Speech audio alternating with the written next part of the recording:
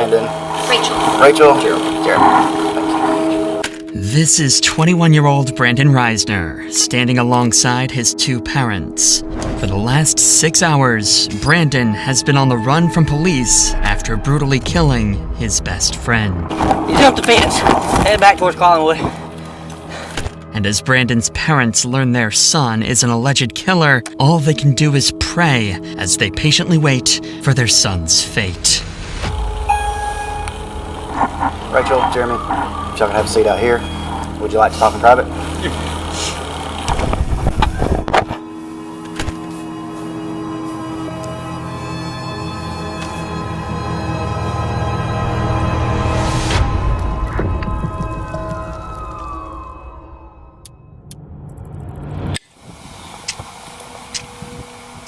On a cold November morning in 2022, a ditched Toyota Prius would be discovered by officers in Rome, Georgia. There's nothing, that's what I was looking for, there's nothing.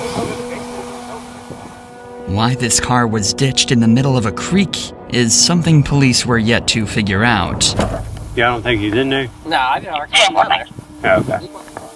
Son's name's Aaron Davis. Supposed to be coming to Rome to see some friends and going to Alabama to see his girlfriend. I don't think he made it there.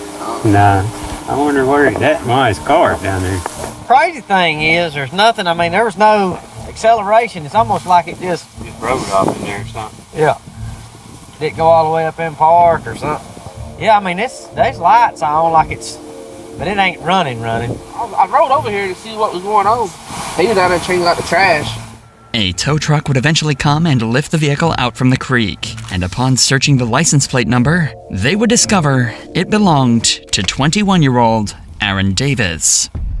Luckily, the town of Rome, Georgia is relatively small, and officers were already familiar with the name, so Lieutenant Sailors would give Aaron's father a call a few minutes later. Then I gotta go up to visit his girlfriend in Alabama after that. Okay. Yeah, can you see if you maybe can get a hold of him and check in with him, see where his car's supposed to be? So you just found the car abandoned there? Yeah, it's actually off in a little ditch. We're in the process of getting it out. I don't think there's anybody in it right now. Aaron's car being ditched is just as much of a mystery to his father as it is for the police. However, he did have some useful details he was able to give the lieutenant following this call. The night prior to this footage, Aaron went to visit his longtime friend, Brandon Risner. The two had been friends since middle school, and their friendship continued all the way through college. Aaron had just recently graduated from Brigham Young University, so his over 60-mile travel to visit Brandon was meant to celebrate the new start to adulthood. But ever since Aaron had left for Brandon's house, nobody had heard from him, and his phone would go straight to voicemail.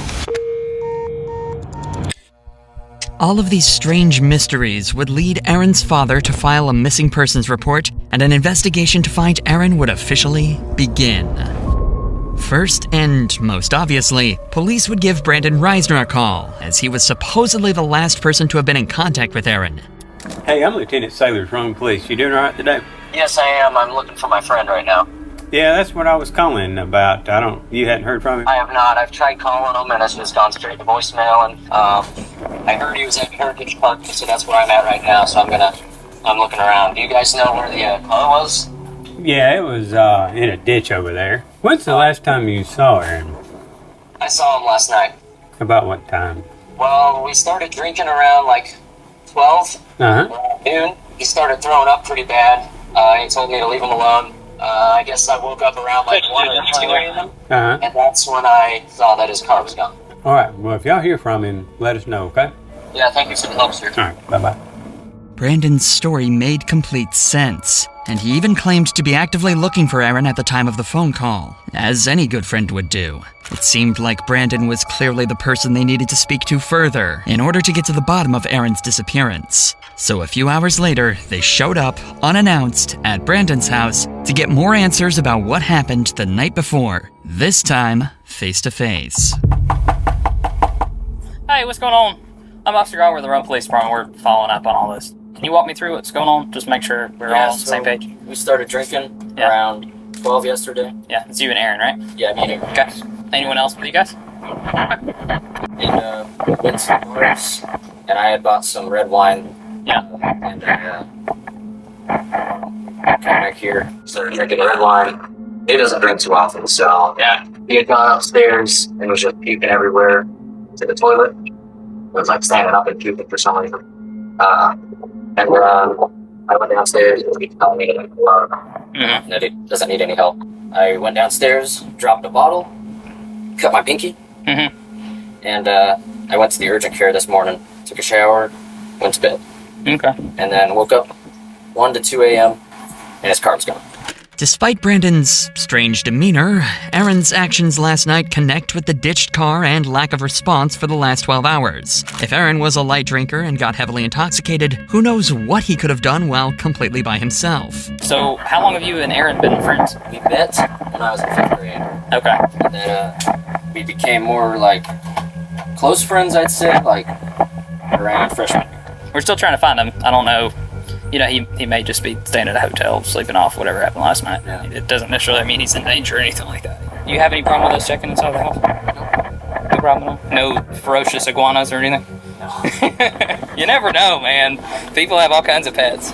The officer would search the house and find some interesting discoveries. Several doors would be locked, specifically the door leading to Aaron's room, where he supposedly threw up several times. This was strange, so Brandon would be called inside to help get them up to Aaron's room. Do you mind coming in here with me so you can just show me where I'm going and all that? Yeah. This makes it a little bit easier. The bathroom is up there that he was up checking in. I got you. Oh, Lord. Is that what's in the laundry right now, I guess? Okay. Officers would notice a strong chemical smell coming from the room and find excessive amounts of cleaning supplies. But all of that would mean nothing compared to what they found next.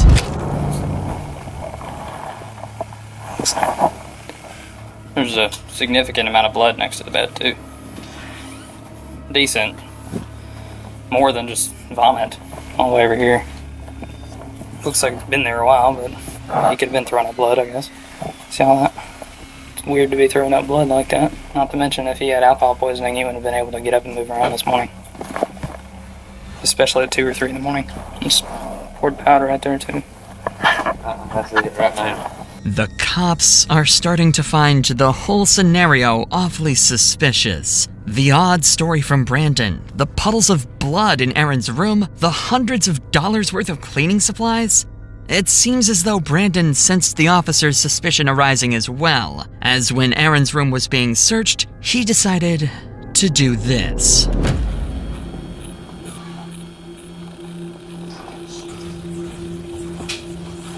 Oh, my knees.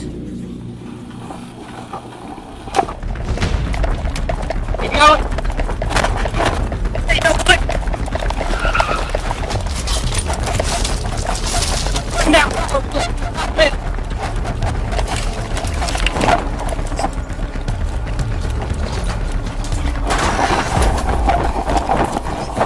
He jumped the fence. Headed back towards Collingwood. Somewhere between LaPorte and Eastside, gotta be in these houses. Go up to the house, get in the backyard. Possible 1043 suspect.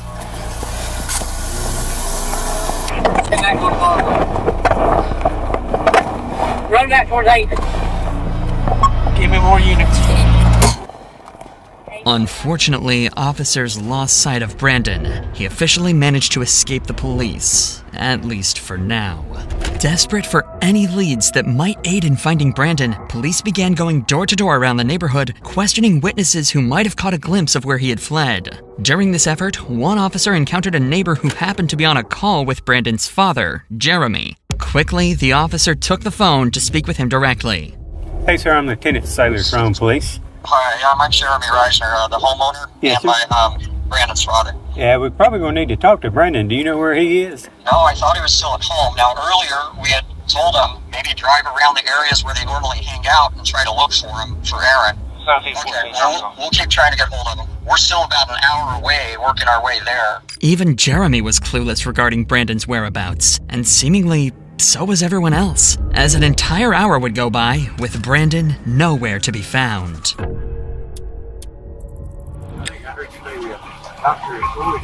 I am. Okay. This is Mom. So I realize you might not be able to answer this question. Probably don't know the answer, but I'll try. Is there suspicion that Brandon was involved in what, hurting Aaron or something? There's suspicion of something happening in the home. Beyond getting drunk and throwing up? Well, we don't know. They're lifelong friends. We called back after the boy's mom called us. We called back and said, when did you last see Aaron? He says, I guess he left during the night. And that's all we did. We went to look for him where the car was reported. Yes. Powers that be have our number? Yes, sir. Yeah. Mm-hmm.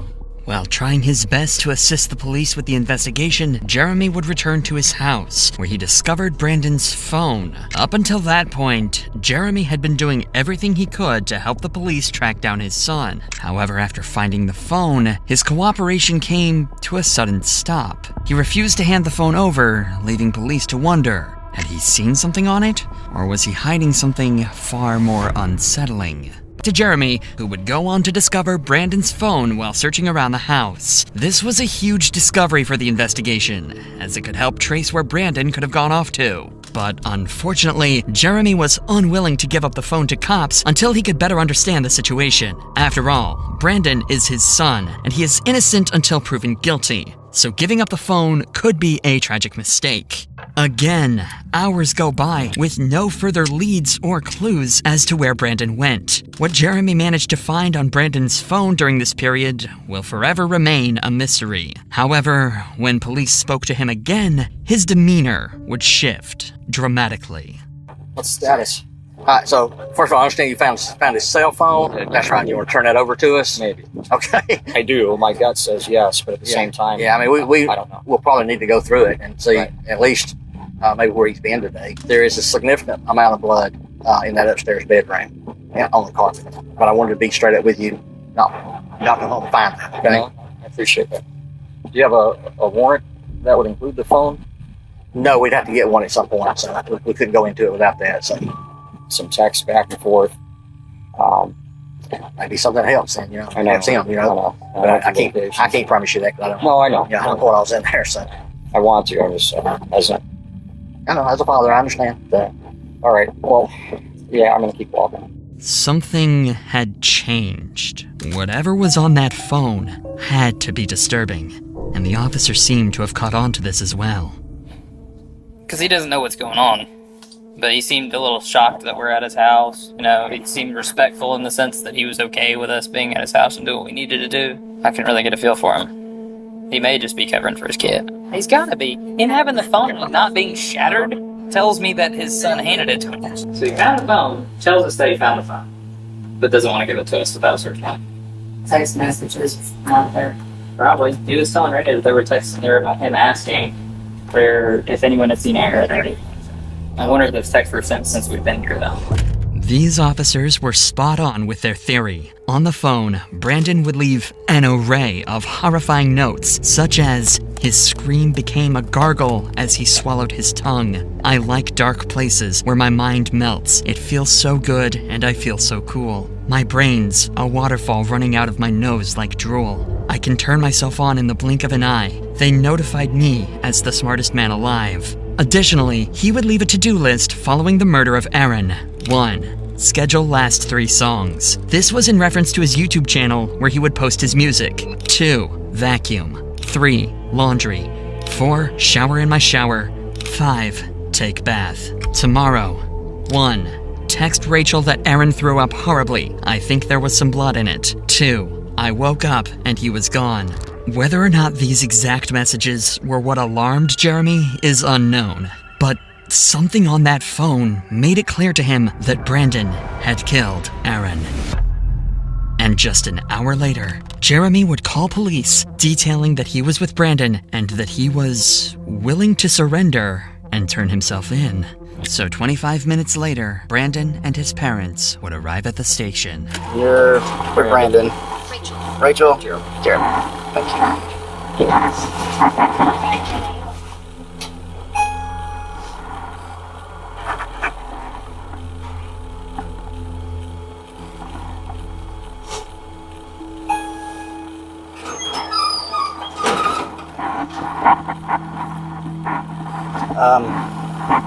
Rachel, Jeremy, if y'all can have a seat out here, I'm gonna take him back there. and we'll talk, man. Would you like to talk in private? You need to send somebody out to find the body. Okay. I'll be right back out with you, okay?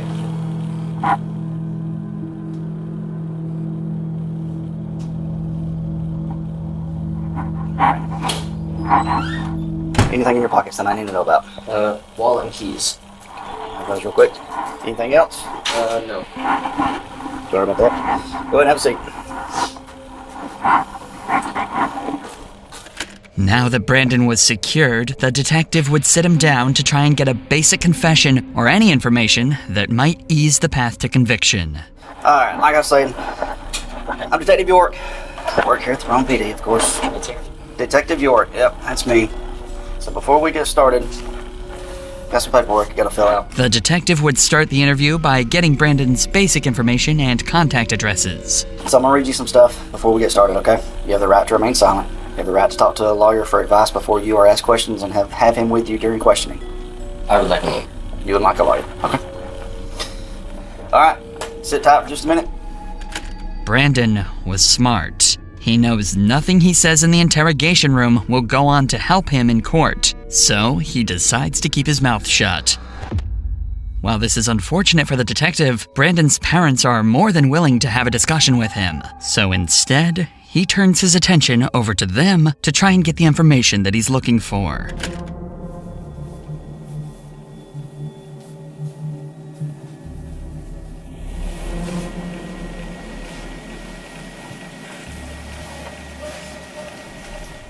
Thank you. Thank you. There's a lot going on right now. Anything that we can do to help you all right now. Need you back in body. I can take you out. Try to show you. I can try to show you. You can try to show us The general area, yeah. Okay. There's an old cemetery. Up the hill. You turn left. Something like Trendle. Okay. We can show you. Okay. This statement from Jeremy was crucial information to track down Aaron's body. But as valuable as this information is, the detective recognized the importance of capitalizing on the opportunity to gather as much from Jeremy as possible while he remained cooperative. With this in mind, he shifted his focus to delving deeper into Brandon's personal life before turning to search for the body. Brandon, we brought him home from college because he was having anxiety attacks, he was having suicidal thoughts, he was having visions. We brought him home to make him safe. I get his medications right. Got a call from Brandon this morning at 9 or 10. He was asking about one thing out. Vomiting. So they had drank. He didn't want Dad finding out that he was vomiting upstairs in the carpet. That's all we heard. Then an hour or two goes by. And boy's mom calls us. Or I called Brandon back like immediately after taking her. So, do you know where Aaron is? He says, no. Together around 5. And we were told Aaron had run away. Brandon ran from the house, ran from the police. Aaron's body is likely there. He's mentally unstable. He has Tourette's since he was a kid, diagnosed as a kid. And with that comes OCD, and people say they have OCD all the time, they don't understand. And so they live with that. This raises the possibility that his actions may have been influenced by mental instability. However, it's important to consider the context. Jeremy's statements could be an attempt to have Brandon plead insanity in court. Therefore, it's essential to approach these claims with a grain of salt, as they may not fully reflect the reality of the situation. Regardless, police now had an approximate location of where Aaron's body should be, so all hands went on deck to search the cemetery Jeremy had described. Aaron was found buried in the cemetery, behind a secluded area in the back of the property. Even worse was that his body was wrapped inside the very sheets he slept on in Brandon's house. The speculation had come to an end. Brandon Risner was a cold-blooded murderer. Right after this discovery, Brandon was placed under arrest for the murder of Aaron Davis and transported to the local prison. But the cops found his behavior very unconventional. Stand right there. Go. Go up to the counter, right? Let them follow their instructions. This is his property. You got ID in here if you want to. For me? No, we're talking to him. Oh. You got your ID in it. Oh, really? Yeah. I thought it was last night. Officers stated that Brandon remained eerily calm while being transported and seemed completely unfazed by the entire situation. And while Brandon had been successfully captured and the case had seemingly came to a successful conclusion, officers had one tragic duty to complete before the end of the day. Break the news to Aaron's parents that their son had been murdered. I'll answer any questions here. I don't know a whole lot because I'm not. I've been here doing a lot of research. Be specific.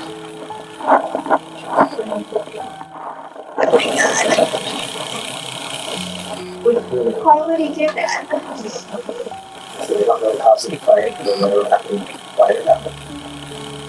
Why you do that? We need my son. The family needs him. Oh my God. Aaron was a recent college graduate and a good kid with a bright future ahead of him. His sudden death is nothing short of an evil, horrifying act on Brandon's behalf, and justice had to be served for Aaron's and his family's sake. That justice would come inside the courtroom. On July 18th, 2024, Brandon was left with little to no defense for his crimes, and his plea to claim mental insanity was quickly ruled out. And I have come to the conclusion that justice requires that Mr. Risner be sentenced on count 1 to imprisonment for life without parole. And that's what I'm going to do. He was sentenced to life in prison without the possibility of parole after pleading guilty to the murder and mutilation of Aaron Davis.